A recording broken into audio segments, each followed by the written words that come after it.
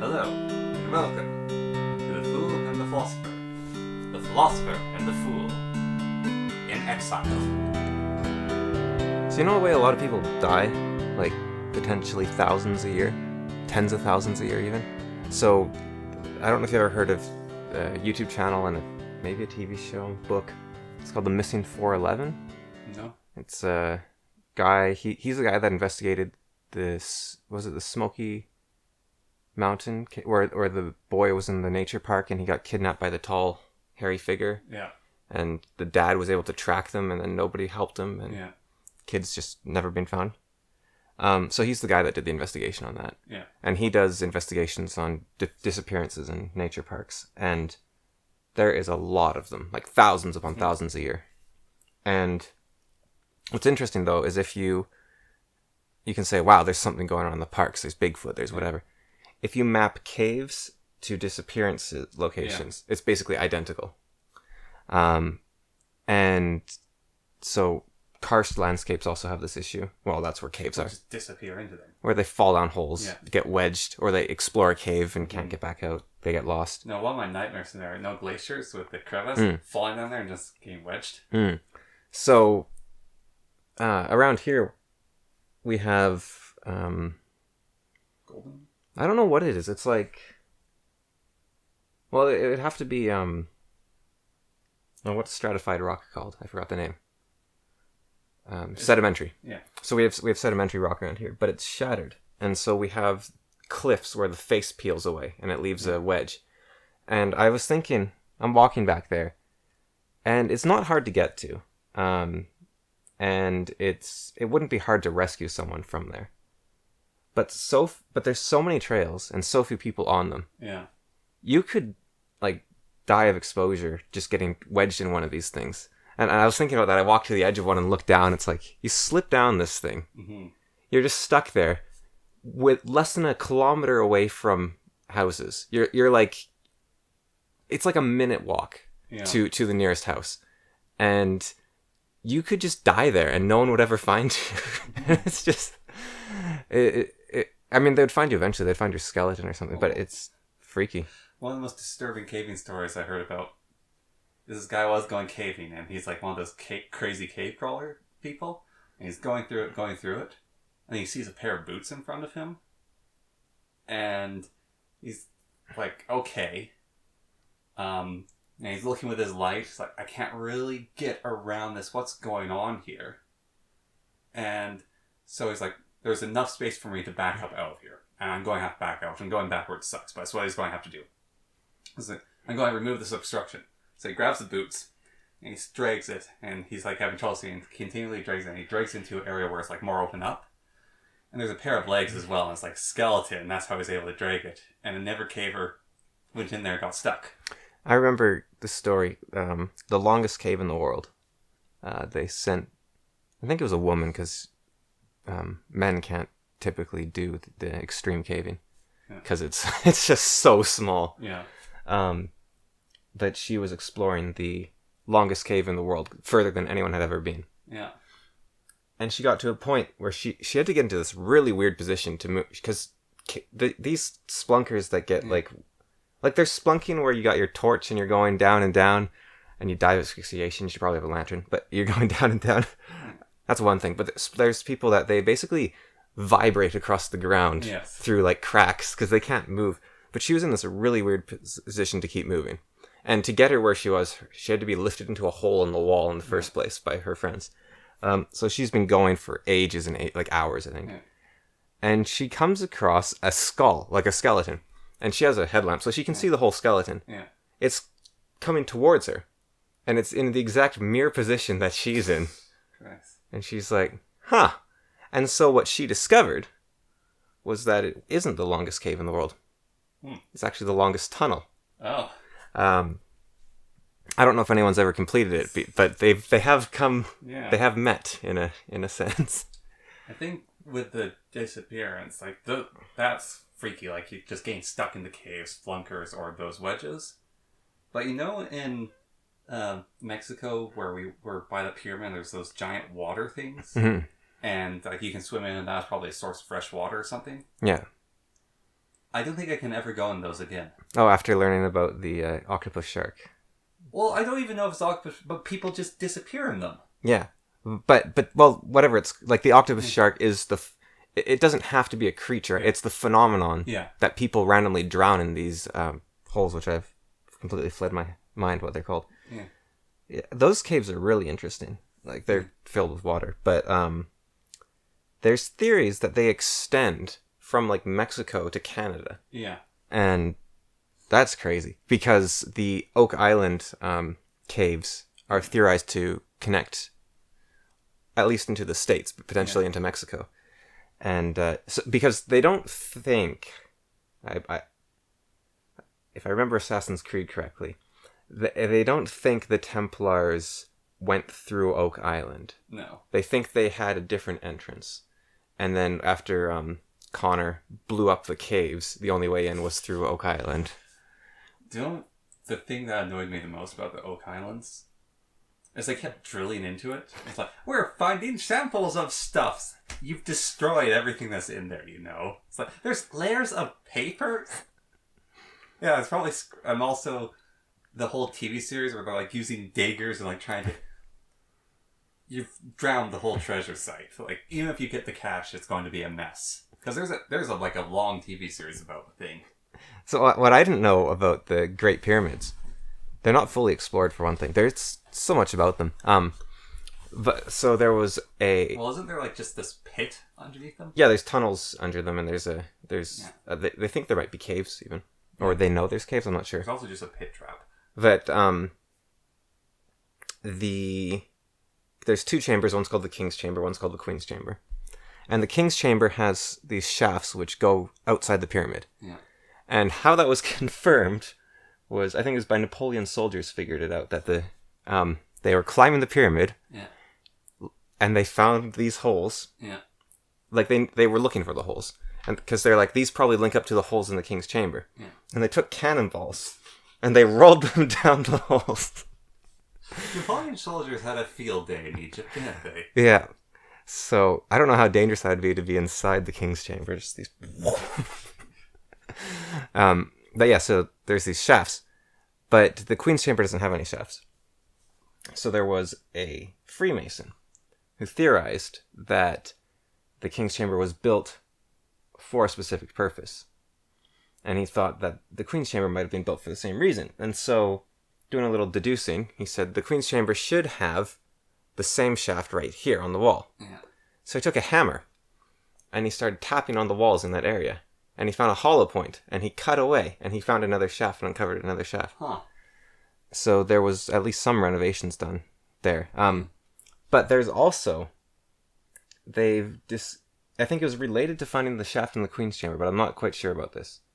Because it was part of a talk, and the guy was old and sick and confused.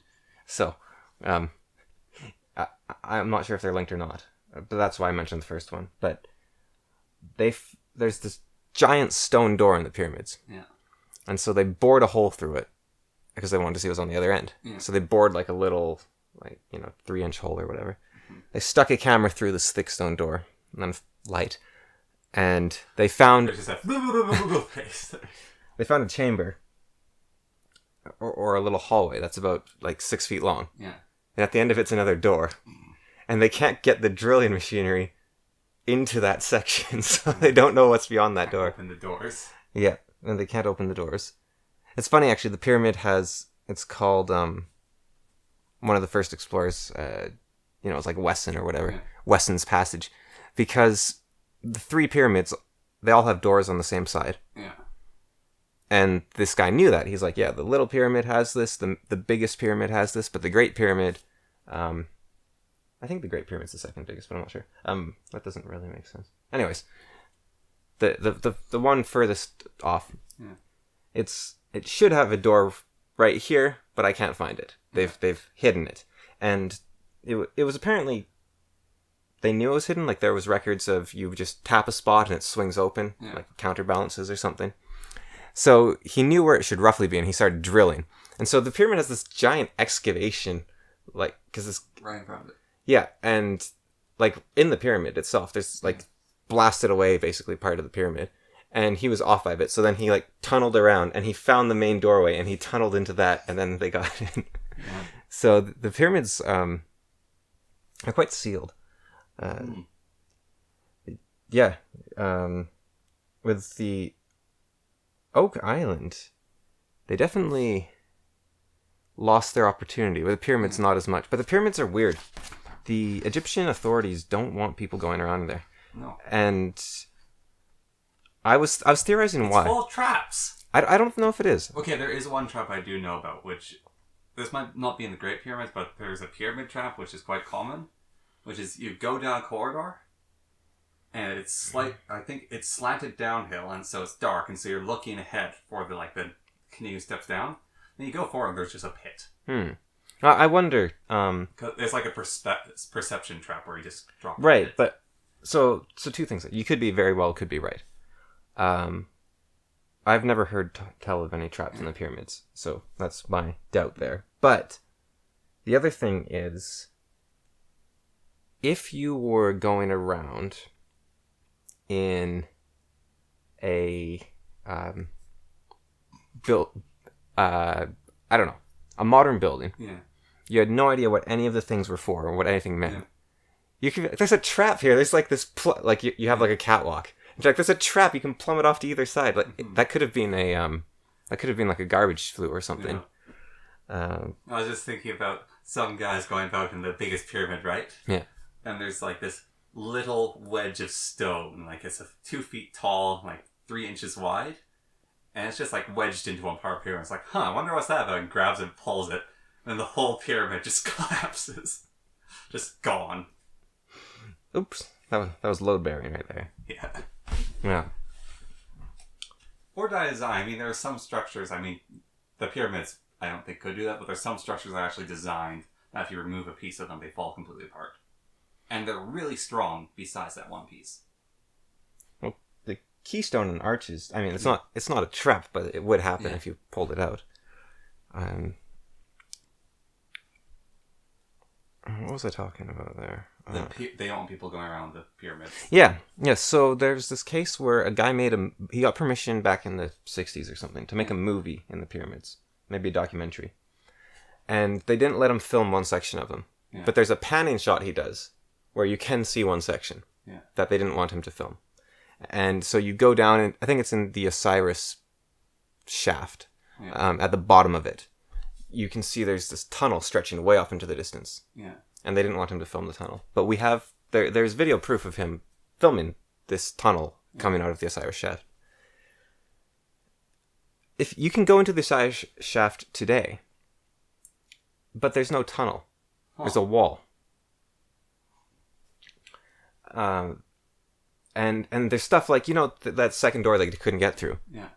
Why can't they get through that? You just get an auger that's longer, right? Like, they're not letting people... Now, I can think of a few reasons. They seem very reluctant to let people look at stuff in Egypt. And I think it could be because they don't want stuff damaged further, but I don't know if that's it, just given what happens. Like, what's the little... Because there's Cairo, but then there's like a little town right next to the pyramids, and like they've like quarries in the region, essentially just mining the old structures. Those were shut down in the 80s or something, but they've been rebuilding the structures now. But there's still like the damage that's been done. I don't think a little exploration is gonna tip it over the edge. But the thing I was thinking is there is some theories that the Egyptians didn't build all the stuff, that they inherited it. Yeah. And I wonder if they don't want that information out there because it would impact tourism. Saying the Olmec built the pyramids? Something like that, yeah. Not the Olmec, but the it's just some civilization before the Egyptians. That is a possibility. Another possibility could be that it turns out the pyramids were built by, like, say, the Persians or the Mongols or something. Like, they're really new. And they don't want that revealed either. Yeah. Like, you go into that final chamber, and there's just a made in China stamp. And we have to keep this sealed forevermore. So I wonder if it's something like that. It really bothers me that I've been reading a bit about the Aztecs and the Mayans and how the Spanish just ruined. Like, it seems to me that South America had the oldest records on Earth. Yeah. And the Spanish came in and just burned them all because they were heretical works. Yeah. And then they went around and like gathered up. They purposely went around gathering these things up and destroying them. And then you had some places like the Sun Pyramid, which we visited. Yeah. Where that still remained because there's so many pyramids they can't just go defacing them all. But they did deface a lot of pyramids as well. But then the Mexican government wanted to. They hired a guy to renovate the Sun Temple. Yeah. So he scraped off like 20 feet off the top of the thing, apparently. And because it was made of like valuable metal or something, and he sold it. Or not valuable stone, not metal. Yeah. And he added another layer to it because he thought it looked more aesthetically pleasing. And so you have these people stealing, you have corruption, you have the Spaniards. It's like, I called it like a divine conspiracy to just destroy all our records of our past. And I was thinking, because you have the Aztec stuff was just destroyed, the Mayan stuff was destroyed, the Inca stuff was destroyed. The Chinese records were destroyed. The Chinese records were destroyed by Emperor Qin, I think, yeah. who said it's time to look inward. And yeah, the oldest, longest kept records in the world. And that was 1421, so it was just before the Spaniards. Well, sorry, it was a bit after 1421, I guess. Yeah. But yeah, the Spaniards were doing their destroying. Mm-hmm. And then you have... Also, the treasure fleet was just destroyed as well. Like, some of the most advanced ships ever... The ships had trees growing on them, so while they were on the move, they could cut down trees to repair parts, and they had gardens on some of the larger ships, so they could harvest food while sailing. Like, these boats were insane. Yeah, the Library of Alexandria burned. Yeah. Although, wasn't there something like they were renovating it at the time, so... Yes, a lot of the stuff was actually outside of it. Yeah, so there's that. I don't know what happened to the rest of that stuff. The Mongols sacked Baghdad, which had the most literature on Earth. And then they spread it everywhere else. No, they chucked in the river most of it. So there was a saying that the rivers run black and red. Oh. Because they just chucked so many bodies and books into the river. So basically all of our ancient records have been destroyed. Like there's little bits here and there that we find. But it tends to be like, Sumerian stuff that was buried in rubble. Because the Sumerians, they were writing on bricks. So. Or the Byzantine tablets. That's basically say the Sumerians, the Byzantine stuff. Mesopotamian, you mean? The Byzantines were the Romans. Sorry, I was talking about Babylon. Yeah. Yeah, the Babylonians. Okay, yeah, and like Mesopotamians, the Sumerians. Yeah. They were carved in stone. So we have these words in stone so they may stay. Well, a lot of the stuff was in clay, but if it happened to bake or get fired, then we kept it. There's a guy's house that burnt down, so we have all his tax receipts. And it's just... No, he had a room in his house, I don't know if I've told you about this, dedicated to customer complaints. So he just, people would write him these letters, how dare you do this to me? And he'd just take it and put it in a room in his house. And his house burnt down. So he's I think he's the person we know the most about from that time, just because... People hate him. No, because his house happened to catch fire, and all his stuff survived. Yeah. And so we know his name, we know his job, he was a copper salesman, we know that everyone hated him, and that he just kept all their complaint notes. It's just like this massive scam artist or something. Or just, well, he wasn't a scam artist, he was just not a very, one of the letters... So there was a war at the time when he was massive war going on, and this person wanted to buy his copper, so she sent her messenger. And this is something I've been wanting to incorporate in my writing more, actually, because being a messenger was a really dangerous job back in the day. Yeah, it was like you see that in fantasy with merchants a lot, where they're all where are the cool armored adventure type people? Those are the merchants and the messengers. Yeah, and so this guy is going through this war zone. He goes all the way to the guy's house, And he says, okay, my mistress wants some copper. And he says, all right, here's the copper. And he's like, no, I'm supposed to pick the best copper out. He's like, you get this or you go back with nothing. And so this guy's risking his life back and forth to send these messages. And so she sends him this angry letter, like, you risk my servant's life, and if you do this, and you do... Well, on the measure of messengers, our family history actually has a tragedy of a messenger. Which is, so, the Scottish tribe we're from... Yeah. They were fighting... The McLennans? Yeah, the McLennans. Fighting in a civil war, basically. So it was the English and the Scots on one side, and then a bunch of other Scottish groups. So the English allies, the clan, way more of them. And the McLennans were subservient to a different clan. And they're told, okay, so there's this area, we need you to go there, hold them back. Your reinforcements are going to be coming, and so you just need to hold them for a bit, then these other two clans will come in, and will wipe them out. And so, alright. And so they went to this ridge to get ready for a fight. And then those two clans, one of them said, we've been too damaged by a different fight, we can't send our troops there. And I was like, alright, well there's no point of us then going because we need the full force. Send a messenger to the McLennans to tell them to retreat. So a messenger was sent to the McLennans, and on the way he got intercepted by English troops and killed. And so, but because they knew there's that risk, they'd sent another one a little later on. And so the McLennans are up on this hill fighting this overwhelming odds, slowly all getting killed. And finally the messenger arrives and he says, retreat to them. And there's no point of retreating anymore. Everyone's dead. And so they fought to the last man, and all the men and died. Women. And there was one surviving child of all the McLennans. No, this was the battle after that. Oh, this was after that. This was the red-bearded giant who was 6 feet tall and wielded a giant sword. He's a bit like William Wallace, but different. This was a different battle. So they've had their entire clan wiped out twice. Yes. But at least it was only the men the second time. Yeah, it was only the men. So that was the Ridge of Tears? Yes. Yeah. Yeah, that's the Ridge of Tears. So they're all just, he's like, there's no point of retreating anymore. We'll fight to the last man, damage them as much as we can. And so, fight even if you're outnumbering your enemy, with 100% casualties on their side, will ruin your forces. There's this funny, he was this amazing admiral in, I think it was World War II, and every person in his crew got killed. But his final message is, we're surrounded by the enemy. Not all of them can get away. Because he had a battleship on every side of his boat, and they had this little destroyer or something. He's like, we can't miss. It's just, you got to admire it in some ways. I was thinking, there's a great song by Sabaton about the Swiss Guard called... What's it called? For the land of the holy.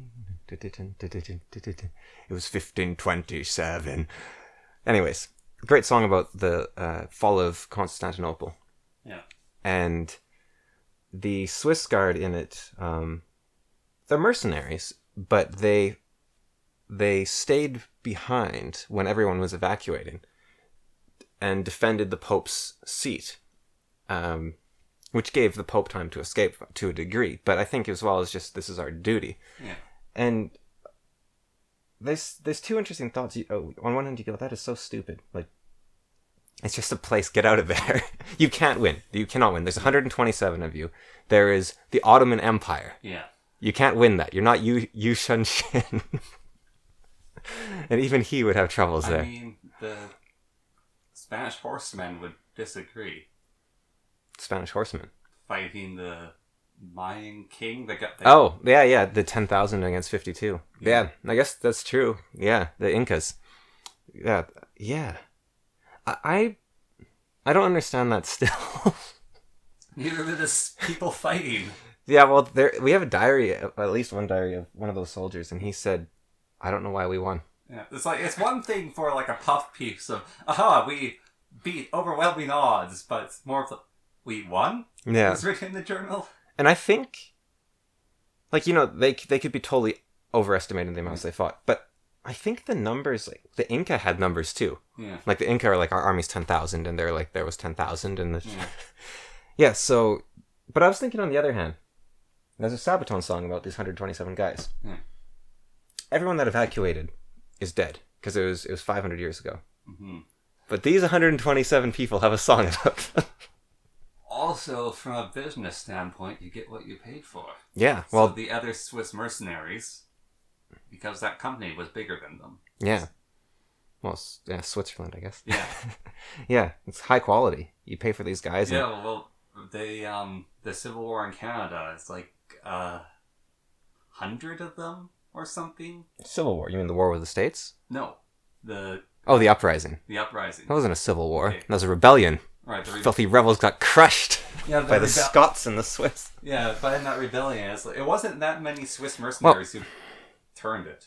Was it a... It's not really a rebellion. It's like they're freedom fighters. Like liberation, a war of liberation. Yeah. But they lost. What do you call that? Like, it's not exactly a rebellion, because they're not citizens of the Empire. Exactly. No. They are natives that want their land back. Well, they are Métis. Yeah. It's called the Métis Rebellion. Yeah. Yeah, I guess it's a rebellion. But they're not like in France, people were split by ideals, whereas these people were split by loyalty to their homeland. Yeah. It was like the literal oppressors versus the original oppressors, the French, who... Well, the French weren't really oppressors. They actually integrated quite well. Yeah, but it's just the forces were trying to fight them, and they're all horse riders who are excellent marksmen. And so every time they organized, they just were beaten back. And so the mayor, who wanted to deal with the uprising, hired Swiss mercenaries that had the Scots with them, and they just ended the fight. You know, you sent me that thing where... Was that fake?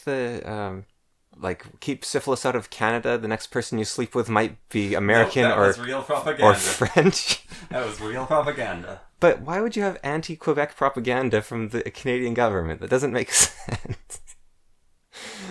But there was a lot of really upset Quebec people in the comments of that.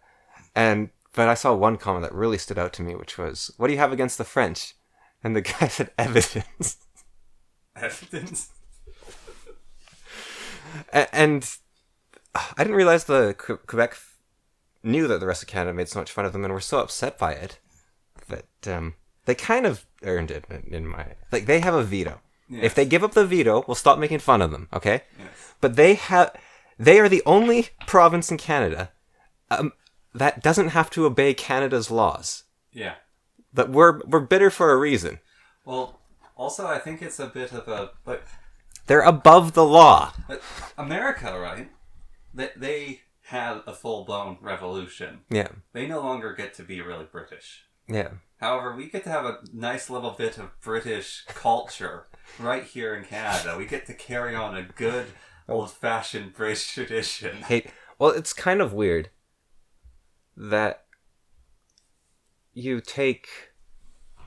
some of the oldest enemies in history. Yeah. If not the oldest. Like, India and China are ancient, but India, I don't know if it's been around as long as France and England. Yeah. And China and itself is probably the oldest on Earth, but that doesn't... But they won. The Han won, so it doesn't really count.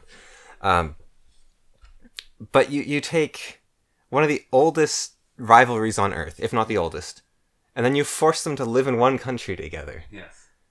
And you end up with Rwanda. Actually, we're doing quite a bit better here, actually, honestly. And you force it so that the English have to constantly deal with the French, whereas the French don't have to deal with the English in the writing. Everything must have English and French except in Quebec. And then you do the time-old thing, where you have a minority given power over the majority.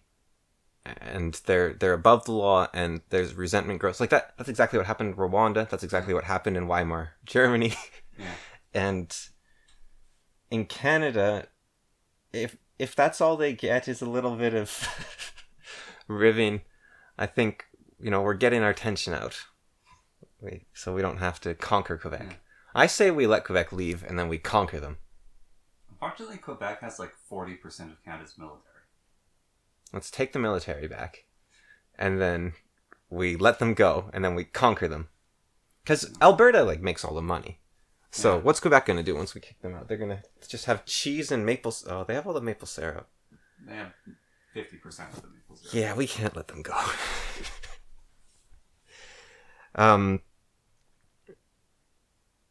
Yes, so the only people that have documents left is the Vatican. Yeah. And the Rothschilds, I suppose. Like, private collections. Because the Rothschilds have I think, the biggest known private collection on Earth. And you wonder what's in there. Like, is there stuff in there that suddenly... Well, why do the Rothschilds have so much money and they've kept it? Like, did the Vatican actually... Sorry, did the Spaniards actually destroy all the Aztec and Mayan stuff? Or did they just give it to the Vatican? Who knows? Because the Vatican... Remember when... It was like when they found the Dead Sea Scrolls, right? And they're like, this redefines the Bible. And this is crazy. Nobody knew. We found this buried at the shore of in the cave near the Dead Sea. There's these ancient, like 3,000-year-old scrolls of the Torah. And it's like, this is revolutionary. And then it's the Vatican's like, yeah, we had copies of those for forever. Yeah. Just, they have a lot of stuff. And I really want to see it. Because secret underground chambers. The church, it gets associated so much with like suppression of knowledge and whatnot, but they were the keepers of knowledge. They weren't destroyed. They were keeping civilization running. Yeah. After the Roman Empire fell, and they have some stuff in there. Yeah. And we keep finding these little things that are like, whoa, wait a minute, Archimedes invented calculus, or we find that the fight book. It's like they had diving gear back then, or we find these. Like ancient stories of the Inca that they've been there for 15,000 years, and well, that's not possible because people were here 10,000 years ago. But then we find places like in Old Crow where they're like, oh, they might have been here 20,000 years. Yeah. So the Inca might have actually been there 15,000 years or longer. And then we find the Maori have this legend where they were starving, and so they sent out like half their people to go east and to die, basically, but to hopefully find new land and live. But they sent them out to die, essentially. And so they went out sailing, and they landed on these strange, bountiful shores, and they met locals there that didn't look like them. And these locals gave them tons of food because they just had food in abundance, and they gave them they gave them roots of a food that they could plant and would grow like crazy in their soil and provide all the food and nutrients they'd ever need, which was sweet potatoes. So remember when we were in Hawaii, they have a sacred dish, which is a mashed purple sweet potato. Yeah. You eat with your fingers. So potatoes and sweet potatoes are from South America. They're not from anywhere else on Earth. But the Hawaiians and the other Polynesian groups have a staple food for the past 500 years at least.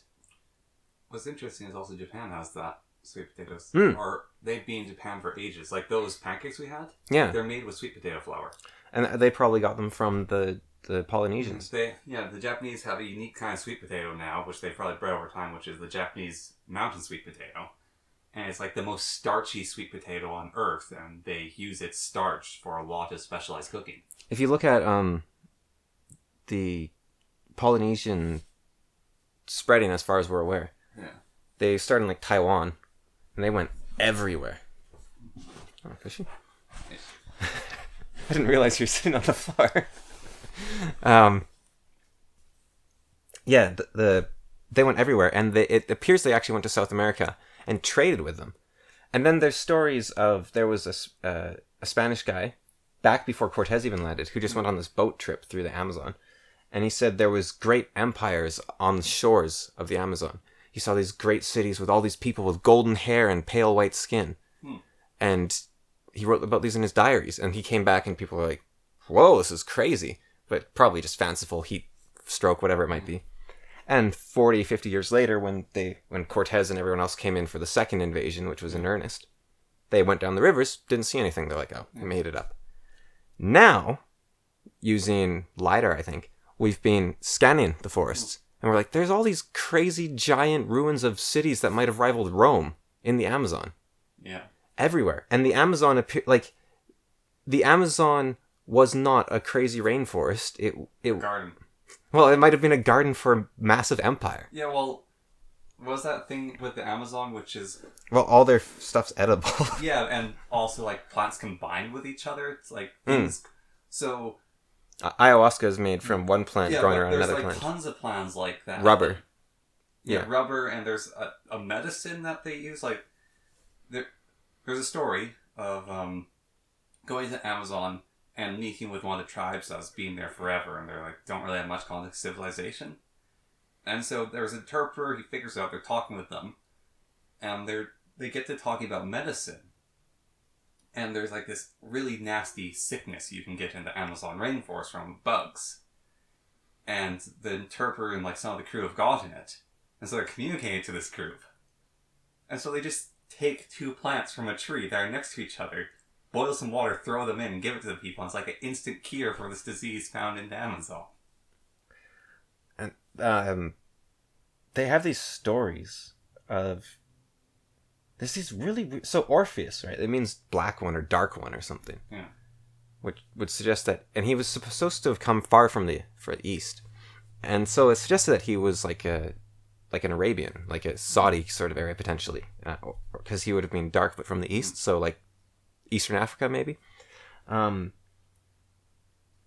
there's Odin, who was said to be a wanderer, who came in and left his sons behind to be kings of all the lands. And then in South America, there's a guy called Viracocha, who's this white-haired white guy, blue eyes, who could walk on water. And he came in, and Quetzalcoatl was supposed to be white-skinned. Yeah. And this is freaky. I don't understand the Aztec Empire. So there's a guy called Smoking Mirror, and he fought Quetzalcoatl for centuries. Yeah. They're eternal rivals. Quetzalcoatl is the supreme god of the sun and life. Yeah. And Smoking Mirror is the god of death and the sun as well. They're both sun gods. Yeah. All the Aztec gods were sun gods. Basically, because what happened was they believe there's 5 ages, and each age was ruled by a different god of the sun. Mm. And so this guy was fighting Quetzalcoatl for a position of god of the 5th age or something. Yeah. So Quetzalcoatl was a pacifist, like extreme pacifist, to the point where he came to the land, he gave people knowledge, he gave them science, he gave them medicine, he healed their wounds, and they told him about the wars they were fighting, and he cried, just hearing about war. Yeah. He just was bawling, broke down. And Viracocha was another guy. I'll get into him a bit more, but later. But Quetzalcoatl fought Smoking Mirror. I forget his Aztec name. Yeah. Catchel or something. But anyways, Quetzalcoatl fought him. Yeah. Quetzalcoatl lost. And Quetzalcoatl... So this guy, Smoking Mirror, he was omniscient. He could see everywhere. Yeah. And he was... which he used like obsidian as a scrying tool or something, Smoking Mirror. That was his thing. So he beat Quetzalcoatl, and Quetzalcoatl retreated, and he said... And Smoking Mirror was the god of human sacrifice. Oh. And so Smoking Mirror took over the Aztec Empire and said, you have to sacrifice people. You have to... Like Quetzalcoatl, when he saw that they were sacrificing people, Quetzalcoatl came to them and said, no, please, only sacrifice flowers or fruit. Oh. And so Quetzalcoatl lost and retreated to the sea. And before he left, he said, I will return from the east. Yeah. And I will overthrow Smoking Mirror and his rule. Yeah. And then... Well, the Mayan Ragnarok, basically, is Quetzalcoatl comes back. So you have a white guy say, I will return to overthrow the human sacrificing overlords. And then a bunch of white guys come on shore. And they say, we will overthrow the human sacrificing overlords. And then they do so. It's like, these people are Quetzalcoatl return. Yeah. Like, I do not blame the what are they, Tlacotl or whatever? I do not blame them for believing that the Spaniards were Quetzalcoatl's people. Yeah. But the crazy thing is, the Aztecs, I think, are the ones with the story. And it seems like they worship the wrong god. Like, you worship the god of human sacrifice? Well, he won. I guess. It's like worshipping Odin. Odin's not a bad dude, though, is he? He's not great. Odin's brutal. Yeah, but he's like harsh but fair, right? Yeah. Yeah. But he's in charge, so you respect him. So, actually, that's something I didn't know about Ragnarok itself. So, the world's ended, and they changed it so then the Christian God came and remade it. The Norse had 5 Ragnaroks. Yeah. I didn't know that. Because I always thought it was weird that their legends were based on Ragnarok has happened. Everyone does. The Mayans had 5. The Egyptians had 5. It ranges from 1 to 4. The flood. One of the Norse Ragnaroks actually was a flood. Mm-hmm. Yeah. The Egyptians. My favorite Egyptian apocalypse was Ra was just annoyed with people. I forget. He was just really he was. Actually, that's true about the Egyptians. Their king of gods actually cycled. But Ra was ticked off with humans. Yeah. So he decided he would wipe them all out. So he thought he'd be thorough, I guess. So he went to the goddess of war, the hippo god, whatever she is. Yeah. And anyways, he told her, kill all humans. And then he started brewing, and then he also decided he would brew so much beer he would flood the world. I don't know why. You think one or the other would work. But anyways. So the hippo goddess went out and she started drinking all the beer. And she passed out and forgot to kill all the humans. And Ra, he was just having a bad day. And so he was like, oh, wait, no, I don't want to kill all the humans. So he's like, oh no, but I sent out the hippo goddess. What am I going to do? But then it turned out she had drunk all the beer and she had passed out, so it was fine. Yeah. I just love that story. I was passing. So Viracocha. He comes to the Incas. Yeah. Or the people before the Incas, potentially. And he says, I give you science. I give you teaching. I give you learning. And he basically uplifts civilization on his own in their legends. Yeah. This man of knowledge and wisdom. And then he's attacked at one point.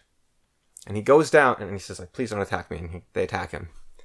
And he goes down onto his knees. And this beam falls from the sky, this laser. And the rocks all around him start levitating into the air. And everything turns red. And everyone's like, whoa, and and everything's getting super hot. And catching fire. And the people they back off. And he's like, okay, thank you. And then that's when he left because he decided his time was done there. Yeah.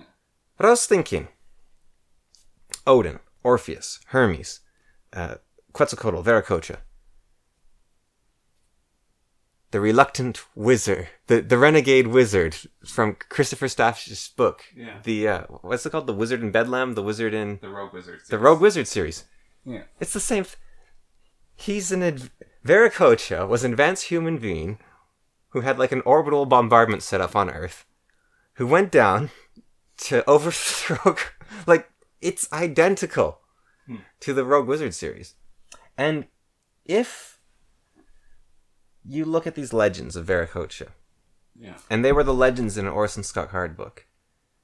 You'd say the people are stupid for not realizing they came from a spacefaring civilization that fell into ruin. Actually, with Marvel and how they treat the Norse gods, the bridge that leads to them, they're this vast civilization. That's the whole idea behind Marvel. Right.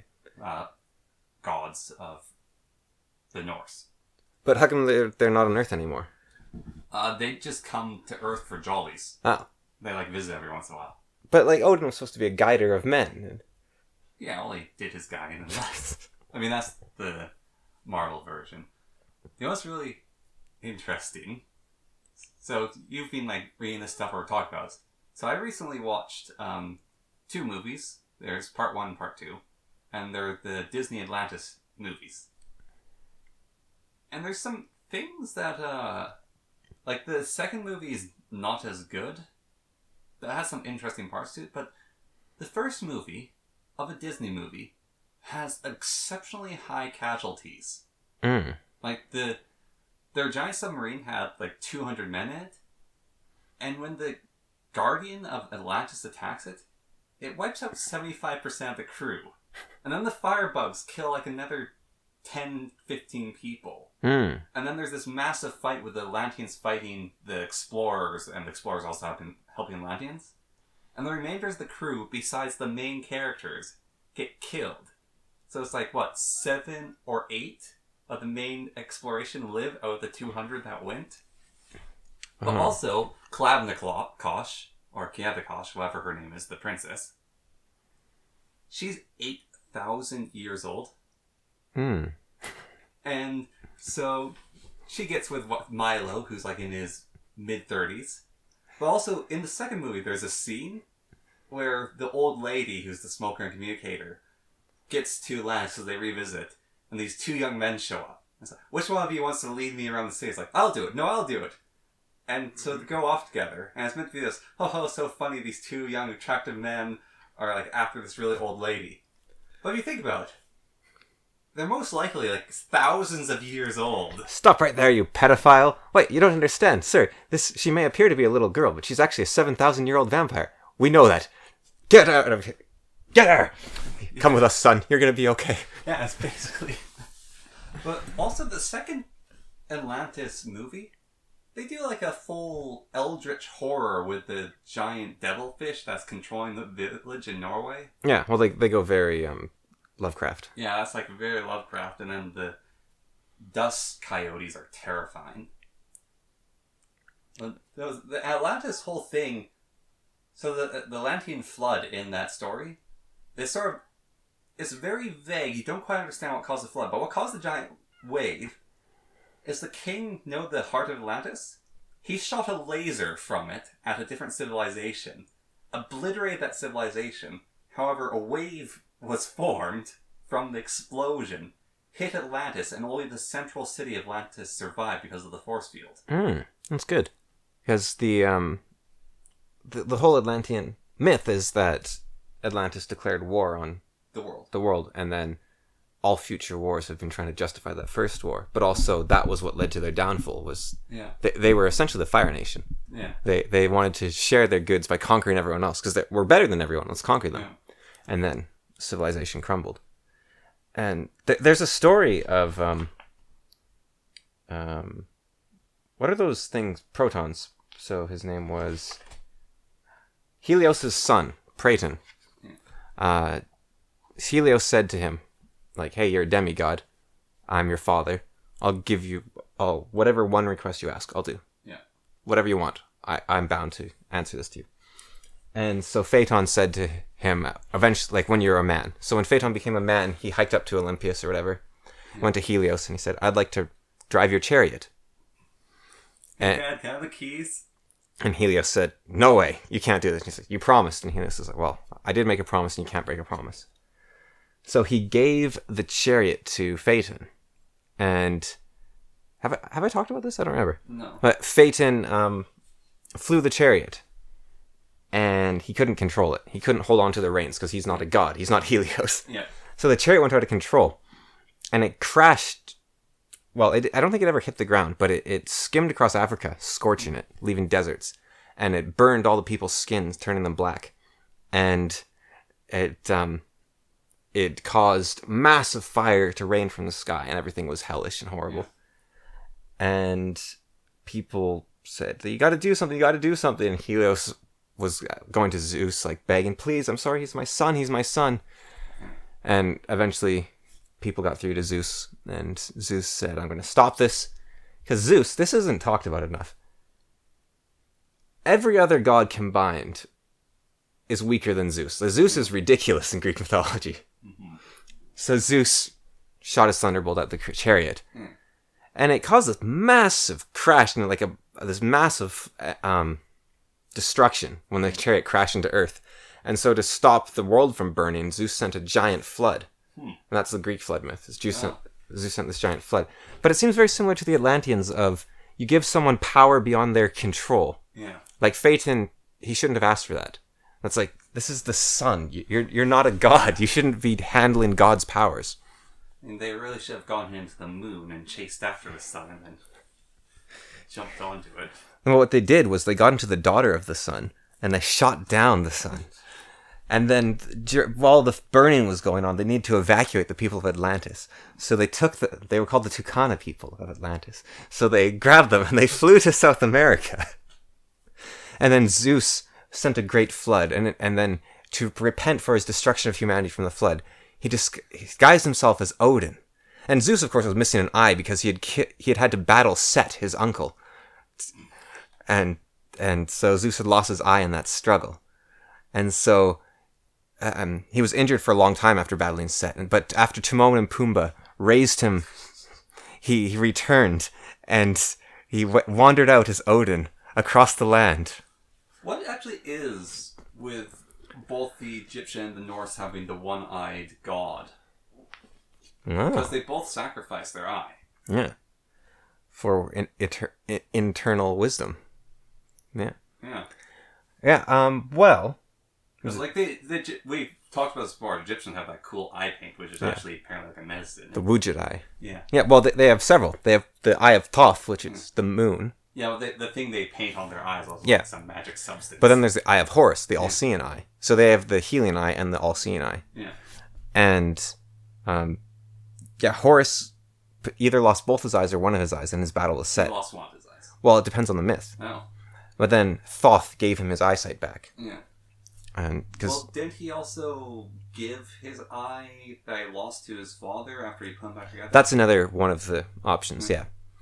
Yeah, the Egyptian power levels are all over the place. Yeah. It's like Thoth can do anything, but he's subservient to Osiris and Horus, and then Ra fights the serpent of chaos, which is ever let free will destroy everything instantly. But Ra isn't like the king of the gods. He's just there. He's the sun. He's the grandfather.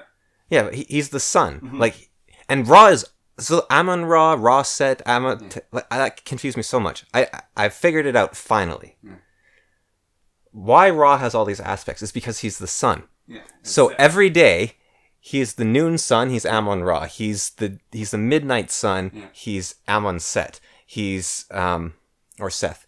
Because what happens is Ra dies every day. Yeah. He's the lord of the underworld. He gives the title to Osiris after Osiris dies. Yeah. It's like, well, son, you can inherit the family business now that you're dead. Yeah. But so Ra dies every night and then he resurrects every morning. And so he sails across the sky and then he boats across the underworld. Or the whole thing where... So he becomes a mummy when he's dead. Yeah. Like he's a... Well, he rides his death boat down the river. He's an anamorph. Yeah. He rides his death boat down the river and he encounters the serpent and... all the dead follow him because the boat's safe. I just think that's so cool that this mummy becomes this brilliant phoenix in the day, and then also dung beetle. Yeah. But Ra had that. Was it a lion in charge of fighting the serpent? And then, but she's like a war god and insane, and so he imprisons her and sends his pet cat to fight instead. And then poor Bast has to battle an opponent way stronger than her. Yeah. Well, yeah, Set is Well, it's not even Set. Set's just the god of evil. He's not chaos. Right. He's not Apatep. Yeah, whatever. He's not the serpent. He's the god of evil. It's funny, I was reading Egyptian myth and I was like, this is the Lion King. Well, actually, no. I've never seen the Lion King, but I was watching a review of the Lion King. I was like, this is Egyptian mythology. Why actually, so Set is the evil uncle and the uncle of evil. Yeah. But he's not as bad as the serpent of chaos. Yeah, well, him and Osiris are so what happened was Ra didn't want his children to fight, so he split the kingdom between Set and Osiris. Yeah. But he gave the dark side to Set and the light, and so Set wanted all of it, and then Osiris became the god of stagnation. And then Osiris was a moron, so Set had a party where he was like, "We have a lovely casket in the middle of this room. Whoever fits in it, it's theirs." And then everyone went, "Oh, no, it's too short for me. Oh, no, it's too long." And then Osiris lay down. He's like, "Hey, it fits me perfectly." And they're like, "Get him!" And they shoved the lid on it. And then cut him to pieces and threw him. Well, he died from suffocation. Yeah. That's why his skin's blue. And then they chucked him in the river. And then Isis found him, pulled him out of the river. It was a necrophiliac. No, not yet. She pulled him out of the river. Ah. And then Set's like, "Oh, great, they found him." So then he chopped him into pieces. Yeah. And then the necrophilia happened. Yeah. And then Horus was born. And his sister. Was raised by Timon and Pumbaa. Fought Seth, lost his eyes, Because even Horus couldn't just beat Seth. Like, Seth was a tough guy. Yeah. But Odin didn't fight anyone. He removed his eye at the tree. Yeah. He hung himself. Yeah, for wisdom. From the neck for 3 days and removed his eye. Yeah, I don't think... So, Odin, his power levels are kind of weird as well when you think about them. Do you know how Loki became so powerful? So Loki was an ice giant. He actually was a giant. Yeah. And he did a service for Odin. And so Odin said, "We are now blood brothers." And he cut his wrist, his palm. And Loki did the same. They clasped hands. And then Odin's blood entered Loki's body. And it was so potent, it turned him into a god. Wasn't Loki his son, though? No. They're brothers. No, but because Odin's wife is a giant. No, his second wife. His first wife, sorry, yeah. Freya or whatever. Freyda, like, is a giant. No, his first wife was a giant. He left her, and his second wife is Freya, a god. No, but he's married of the most beautiful giant of them all. Like, that's his... Yeah. Yeah, no, but Loki was not related to him. They're blood brothers. I was thinking who was powerful in the mythology was Fenrir. Like, he is so strong.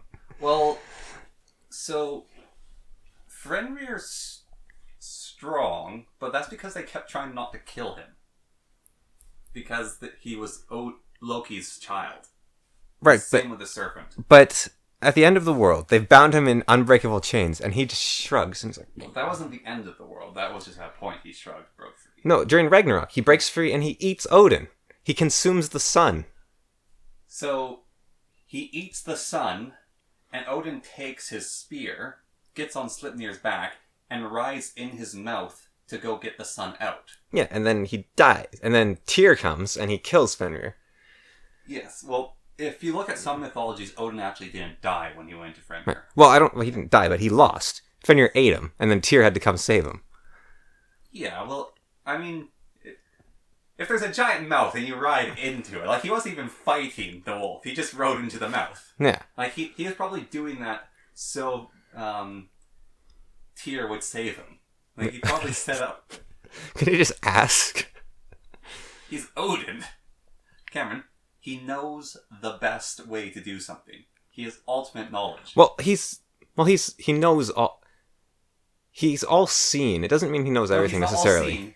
He doesn't have... Well, so... He doesn't have omnipotence, he has omniscience. Yeah, no. Omnipotence is all-powerful. No, but he's all-seeing, and then he lost the eye, and he became all-knowing as well. Yeah. Yeah, but because he drank from the well of knowledge. Yes. But he's... Yeah, I don't know. I think, given that Odin was potentially a human, that definitely would explain his all-over-the-placeness. And then Jormungandr, the giant serpent, decided to start squeezing the earth. And so Odin's other son fought Loki's other child. And was Thor his son? Yes. Oh, I thought he was like a... No, Thor and Tyr were his two children. No, I thought Thor was like his buddy or something. No, Thor was insane, though. Thor was actually like a nut job. And so when Thor fought Jormungandr, it was meant to be... Loki actually foresaw that it's like, alright, I'm going to make this giant serpent, and it's going to consume all the fish in the ocean, and it'll be powerful enough to kill Thor. So they fight each other, and Thor hits him in the head with his hammer, and it just dies. And then Thor's just roaring his victory, and it's poison blood's all over him, and then he keels over dead. Because, but it's like, it didn't stand a chance against Thor, like, he just hit it once and it died, but then it's blood running. His hammer can split mountains, I mean, It's not fair. Flatten mountains. Yeah. It's Hector's sword that can split mountains. Yeah. His hammer can also bring goats back to life. Mm-hmm. And the only mount that was better than Tyr's pig was Sleipnir. So that book you got me last year, 2 years ago, the A to Z of mythology. Yeah. I was reading about the author. It's a really interesting book because I've been digging into it more. Yeah. So the author is a retired engineer and soldier. Yeah. And all his other books are crossword puzzle answers. Huh. So I guess to be a crossword guy, you got to know a lot. Yeah. But he wanted it to be comprehensive. Yeah. So the version you got me is actually the abridged version. Oh. There's a bigger version. Huh. But the bigger version, I don't even know if it's sold anymore. What the intro says, he got rid of everything that was just X is the god of Y. Yeah. So he kept all the longer stuff that actually explained more about them. But what's really interesting is how comprehensive it is.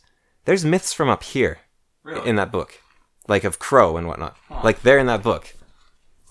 So he got them all. Yeah. Like he didn't want. It took him 25 years to write or something. Yeah. He wanted to gather like all the myths, like all over Africa, all over North America, all over. And it's a shame that he only writes a couple paragraphs on each thing, because I don't think there's another thing like it in terms of research. The section on the flood is crazy. Every culture just has a flood story. Well, I know the North American one, all the animals just got on, and the people got on a giant log. Typical North American fashion, alright? There's a giant beaver lodge. It was huge. All the beavers, this was before beavers were small little creatures. You know this happens a lot in North American mythology. Like bears used to be a much more terrifying monster that got cursed. Yeah. So the beavers were these humanoid figures with these long rat-like tails, I believe it is. They had like these long tails, and they're very proud of their tails. And they built this massive dam as their duty to hold the ocean back, or like this giant wall of water. And it broke because they're hubris. They got lazy, basically, and so it broke and flooded everything else. And so when that was happening, all the other animals and everything jumped onto a log. And they survived because the log went up against a mountain, then they climbed to the mountainside. So the beaver's punishment was they turned horrible and small, and they had their tails smashed, so they were flattened. So their pride and joy was ruined. The thing that really bothers me all the time is the myths are the same. They're the boats went and landed on a mountain. Yeah. The boat went and landed on a mountain. And why? You're in a boat. You don't need to be on a mountain. You're on a mountain. You don't need a boat. But it's always the boat lands on the mountain. And so going back to what you're saying about why are the two gods both have one eye, it could be that they're the same story split over 15,000 to 20,000 years ago. And so it could be the same with the flood myth. But it's just such a bad story, or it doesn't make sense. Like, why is it always the mountain? Well, and the plain is a much better place to live. And the mountain's very hard and dangerous to walk to. Right, but why does the boat land on a mountain? It bothers me so much. It can just keep boating. It's a boat. But it always lands on a mountain. And in tons of the myths, they send out birds. They're like, find land, find land, find land. It's like, what's that going to do? You find the land and then what? And then it's like, oh, and then the waters began to recede. Well, then why'd you need to find the land if the waters were going to recede? Well, you can't control where they recede, where if you're on land, then it's a good place, and it's the promised place that God sent you. So the Baltic myths actually make sense. The Baltic Sea, which is sort of Denmark area. Yeah. Sweden, Norway. Their myth actually makes sense. The world was flooding. Yeah. So everyone climbed the highest mountain. Well, okay. I have it for you then, right? So they climbed the highest mountain because it's the only mountain that was out of the water. And so they started making their lives there. And that's where they had food there and they had supplies because they were close to the mountain.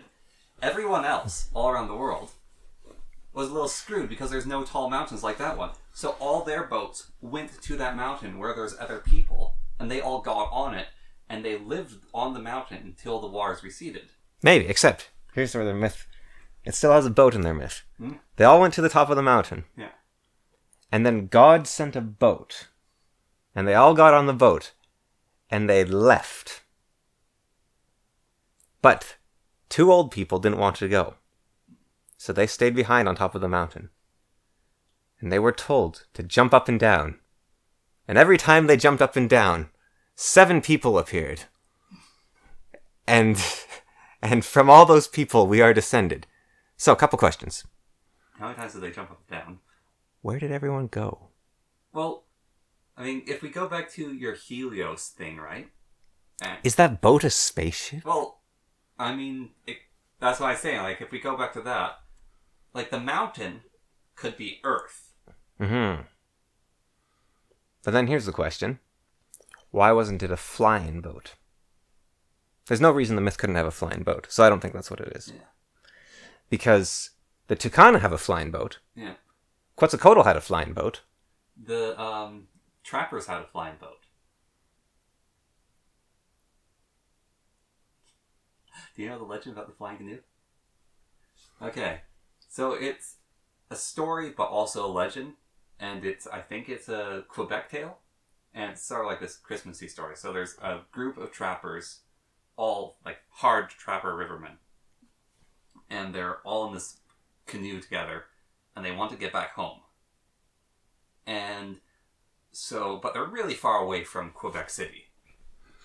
And they're trying to paddle back and they just can't get back in time. And so a demon shows up, so like equivalent of demon. And it does one of those whole things of, okay, I can get you back home. I'm going to make your boat fly. And you just have to keep paddling and I'll bring you back to Quebec. However, if you do whatever thing... There's a statue of that thing, isn't there? Yes. Yeah. If you like look down at the city lights or something, or... No, if you make a noise, that was it. If you make a noise, like communicate at all, I will send your boat back to the river where you started. And so they're all out paddling and they're all perfectly quiet and they're going along, flying through the air. And as they see the city, one of the guys just basically starts hooting and hollering because he's so excited to see the city. And so the demon basically tries to bat the boat, but the guy makes it bob so it misses. And then they slap the demon or something with the paddle, make the boat go spinning, and so it flies over the city. And so everyone sees it because no one's supposed to see the flying boat. And then it crashed in the lake, which is the Great Lake by Quebec, or whatever. Or it crashed into the river. And then they all got out and got to go home. See, the French don't even have to obey contracts with the devil. Like, they have that stupid veto. I do remember, like, that's as much as I can remember the story, but they're basically told you cannot make any noises. One of the guys makes a noise, and they still manage to get back. You have signed a pact with Satan, and now your soul is mine. Veto. What? No, we don't need that. We have a veto. And the deal wasn't... What am I doing? Quebec.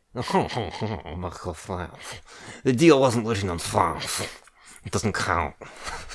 Well, not all the guys in the boat were French as well. Some of them were Quebecers, some of them were Canadian travelers. They just all wanted to get back to the city. Didn't write the deal in French. And Francois. Jean-Luc brought back to the city.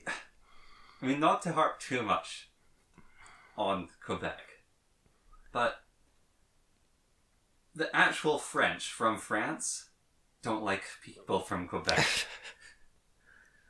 When I was working for Elections Canada, we had this French person come in and say, "Can I get service in French?" We're like, "Oh, sorry, nobody here speaks French, but since you're legally entitled to, we can put you on a phone call with someone that knows French and they'll help you out." Like, "No, I want to speak to someone with French right now." It's like, "No, we don't have anyone here." It's like, "Oh, you're breaking the law because you have to have someone at all governmental things that knows French."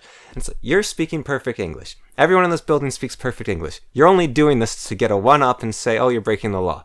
This guy, he's like your age, from Quebec. He came over, he's like, "Sorry, my English isn't so good, but I would like to vote." And I was like, "Yeah, I'll help you out." It's like, why can't you be like him? See, there's good...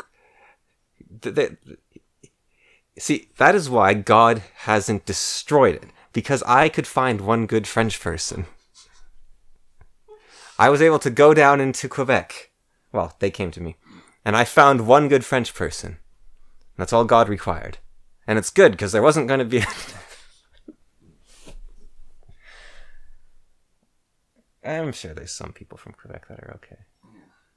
No, it's a small minority. It's actually the case. It's a small like French Canadians. The majority give the rest a bad name. No, it's a minority give the majority a bad name. Like, where's Trudeau from? Quebec. Possibly. I think he's from Montreal, which is in Quebec. Yeah. I rest my case. Where's Justin Bieber from? Probably Toronto. Yeah. Or Alberta, somewhere. But that's basic. That's the Quebec of the rest of Canada. Toronto's the Quebec of real Canada. So, why doesn't God just completely change away from that fact you were talking about? Do you think God stays in heaven because he's afraid of the French? Is it racist if they're your enemies? Wait, that's not the right thing to say. Anyways. Yeah. No, I was just trying to get my questions pointless. I actually had a rant that I wrote and I was going to make a video about, and I want your thoughts on it. So, you know the thing about the two what's it, the writer of the Narnia book, that quote that I had you send me? That guy actually has a lot of pretty good quotes and things he said. Like, clever cookie. Before you say a line is crooked, make sure you know what a straight line is. Is that what he said? Actually, no. Let's not talk about that. I'll talk about it then. Alright. But, on books, have you read Red Rising? Oh, the kids' book about Mars? Is it about Mars? I have no idea what it's about, but it's like considered one of the top... Young adult, yeah. It's considered one of the top fantasy books or something. Sci-fi? Sci-fi or something. No, I haven't. Oh, okay. I'm not a big sci-fi guy. Yeah. I didn't know it was sci-fi. It's just like in those lists of books there. High sci-fi. Yeah, it's apparently it's good. I'm just... Yeah, I'm not a big sci-fi. Although we just had this discussion about it. Well, so I think it depends on how it's done, because obviously I've read a lot of sci-fi. It's just not my... There's so much fantasy that it's going second place. I actually had this ridiculous idea, like it's a whole story, and it must be done. But my thought is, right, like, you know the planet called Treason. They know the situation they're in the planet called Treason, but there's like basically magic on that planet.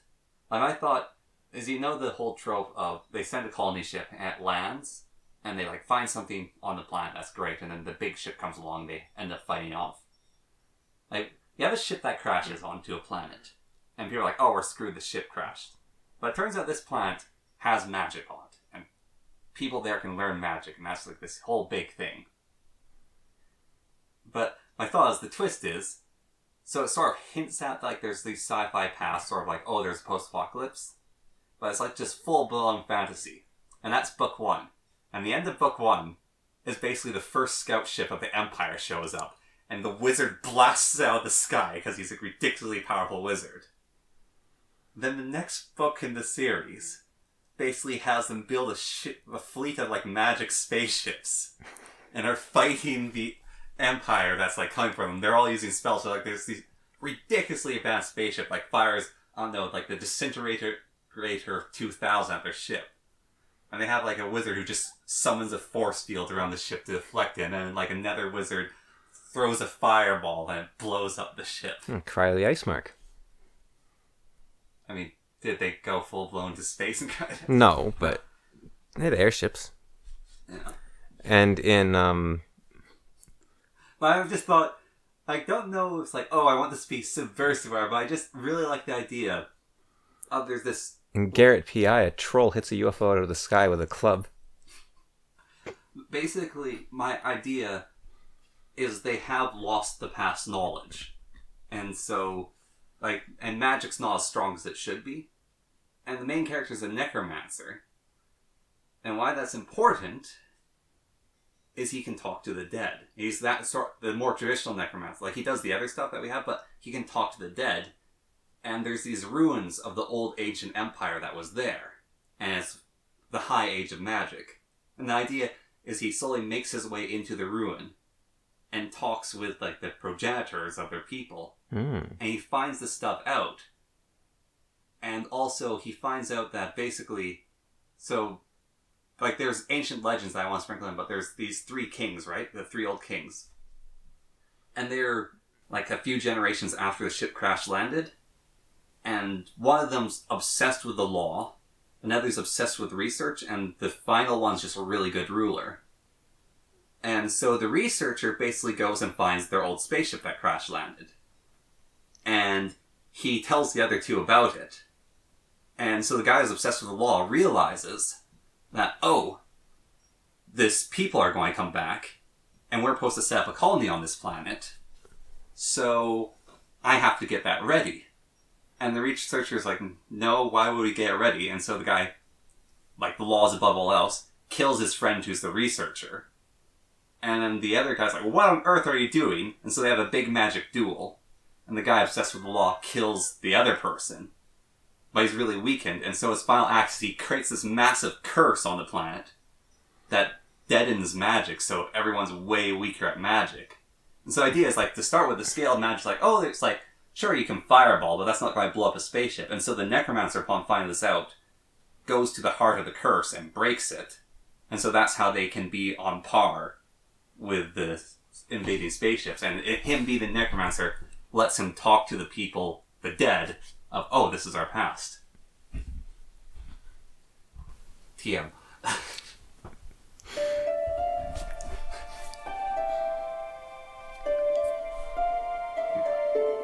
Well, we were also just deading out anyway. It's grappling.